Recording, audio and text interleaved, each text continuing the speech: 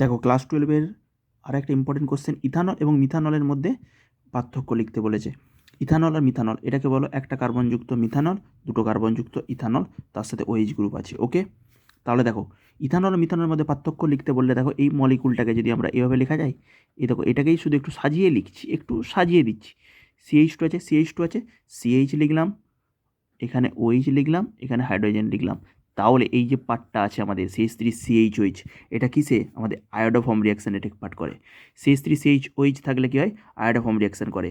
ওকে, এই যে গ্রুপটা আমাদের আছে CH3CHOH, ওকে, হাইড্রক্সি যে গ্রুপটা আছে আমাদের CH3CHOH আলফা হাইড্রক্সি গ্রুপ, সেটা থাকলে আমাদের কী করে বলো, আয়োডোফর্ম রিয়াকশান করে। তাহলে আয়োডোফর্ম রিয়াকশান মানে কি, I2 এখানে NaOH রিয়াকশান করলে আমাদের CH এখানে কী উৎপন্ন হয়, CH3 আয়োডোফর্ম দেয়। এটা আমাদের ইয়েলো কালারে আয়োডোফর্ম দেয়, কিন্তু এখানে কোনো আলফা হাইড্রক্সি গ্রুপ নেই, তার মানে এখানে I2 NaOH দিলে কোনো প্রেসিপিটেট পড়বে না ক্রস। তাহলে CH3 মানে কি, এক্স হচ্ছে যে কোনো হাইড্রোজেন, যেহেতু আমাদের এখানে আয়োডোফর্ম রিয়াকশান করছি, তাহলে আই আছে, আয়োডিন আছে, আয়োডিন আছে মানে কী হয় বলো, CHI3 দেবে।